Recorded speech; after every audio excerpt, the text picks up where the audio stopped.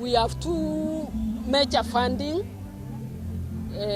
save for those other donations from other sponsors. We have two major funding. One is capitation by the government, and two is the school fees paid by the parents. Now, each stream of funding has its own role. The government funds tuition component, and this is a global practice. Anything related to teaching, including the paid teacher who is already in school, textbooks and learning materials. That is what the capitation component caters for. Now, the school fees paid by the parents caters for the boarding facility in school.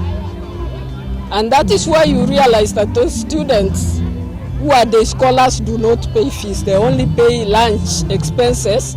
Again, that is an arrangement by the parents. But when a parent decides to take the child to the boarding, they normally meet that cost. That is a parent's responsibility. And therefore, the issue of sending children home because of delay of capitation, that should not arise, because we already have a teacher in school paid. We have the textbooks in school, we have the facilities, we have the learning equipment provided by the government in school. But where you find the teachers have challenges is the delay of paying school fees by the parents to feed the students. This year in particular, the delay has really done so much harm to the schools, because we're expecting it to come early. But then we kept on being told tomorrow, the following day.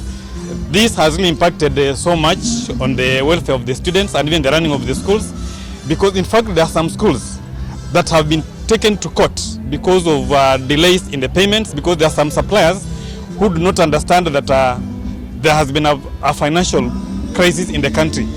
So the delay has really impacted negatively on the running of our schools, particularly the day schools. You know, the boarding schools can survive from the fees that they get from the students, but there are some day schools that depend entirely on what the government brings. So that delay has had a very adverse impact on the running of our schools, especially our day schools.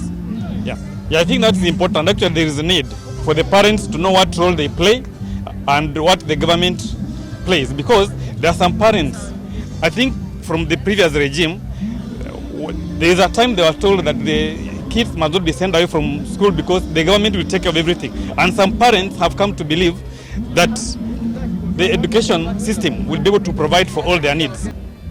Ningependa kuguzia swala la usajili wa wanafunzi wetu katika NHIF. Hili ni shirika la serikali la kudumisha kwamba wanafunzi wanapata huduma za matibabu kwa kutumia kadi hiyo ili wazazi wasigaramike.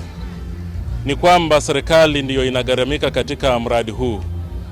Na huu mradi nataka kupongeza serikali kwa sababu umekuwa mradi ambao umekuwa ukiendelea kwa mashuleni mwetu, na imesaidia hasa wanafunzi wetu wakati wanapopata na shida, hasa magonjwa ambayo yanahitaji utaalamu zaidi. Na hivyo napiga shukrani sana kwa serikali yetu tukufu kwa kuanzisha lilo tendo. Hata wakati wa tansia, huu msaada wa NHIF unasaidia vikamilifu, kwa sababu mtoto anapoaga, wazazi ama wale wafadhili wake wanapata fidia ambayo inawasaidia katika kutekeleza mazishi. Na mimi nasema hilo ni jambo nzuri, na ni jambo ambalo kila mwanafunzi, kila mzazi inafaa, ama kila mwalimu mkuu inafaa aweke asisitize ili wanafunzi wake wote wawe na sajili hiyo.